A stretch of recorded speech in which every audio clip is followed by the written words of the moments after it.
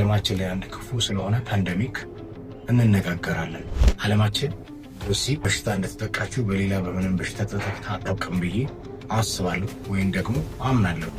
የተማረ ይሁን ያልተማረ፣ ሃይማኖተኛ ይሁን ሃይማኖት የለሽ፣ የትኛውንም የሰው ዘር በሙሉ የሚያጠቃ ክፉ በሽታ ነው።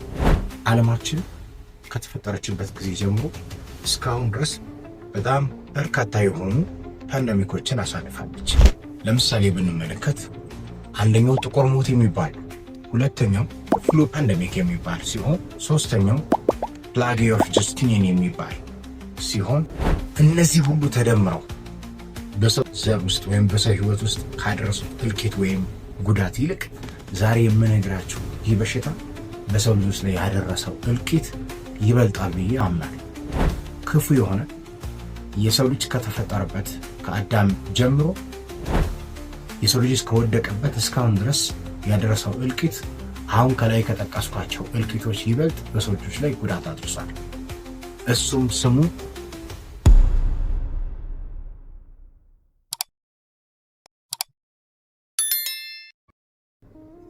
ሰላም። እንዴት ናችሁ?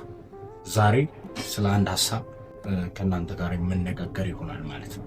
ይህም በዓለማችን ላይ አንድ ክፉ ስለሆነ ፓንደሚክ እንነጋገራለን፣ እናወራለን። ዓለማችን በዚህ በሽታ እንደተጠቃችሁ በሌላ በምንም በሽታ ተጠቅታ አታውቅም ብዬ አስባለሁ ወይም ደግሞ አምናለሁ። ይህ በሽታ ትልቁን ይሁን ትንሹ፣ ሕፃን ይሁን አዋቂ፣ ወጣት ይሁን ሽማግሌ፣ የተማረ ይሁን ያልተማረ፣ ሃይማኖተኛ ይሁን ሃይማኖት የለሽ፣ የትኛውንም የሰው ዘር በሙሉ የሚያጠቃ ክፉ በሽታ ነው። በነገራችን ላይ ዓለማችን ከተፈጠረችበት ጊዜ ጀምሮ እስካሁን ድረስ በጣም በርካታ የሆኑ ፓንደሚኮችን አሳልፋለች ወይም ደግሞ ወረርሽኞችን አሳልፋለች።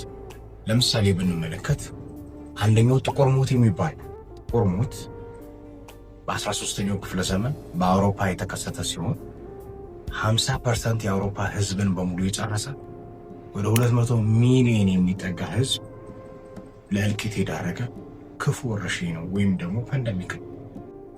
ሁለተኛው ፍሉ ፓንደሚክ የሚባል ሲሆን በ19ኛው ክፍለ ዘመን የተከሰተ ለ50 ሚሊዮን ሰዎች ሞት ምክንያት የሆነ ፓንደሚክ ነው።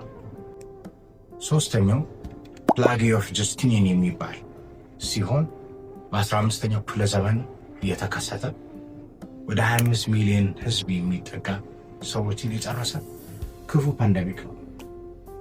አሁን ባለንበት በዚህ ዘመን HIV ኤድስ እና ኮቪድ-19 በአጠቃላይ በድምሮ ወደ 43 ሚሊዮን ህዝብ የሚጠጋ ሰው የጨረሱ ሲሆን መጠኑ ይቀንስ እንጂ አሁንም መግደላቸው ቀጥለዋል። እነዚህ ከላይ የጠቀስኩላችሁ ወረርሽኞች ወይም ደግሞ ፓንደሚኮች በሰው ዘር ውስጥ ከፍተኛ እልቂትን ያስከተሉ፣ ሞትን ያስከተሉ ወይም ደግሞ እያስከተሉ ያሉ የቀጠሉ ፓንደሚኮች ናቸው ወይም ደግሞ በሽታዎች ናቸው። እነዚህ ሁሉ ተደምረው በሰው ዘር ውስጥ ወይም በሰው ህይወት ውስጥ ካደረሱት እልቂት ወይም ጉዳት ይልቅ ዛሬ የምነግራችሁ ይህ በሽታ በሰው ልጆች ላይ ያደረሰው እልቂት ይበልጣል ብዬ አስባለሁ ወይም ደግሞ አምናለሁ። ምናልባትም ይሄ ምንድን ነው ብላችሁ ትጠይቁኝ ይሆናል።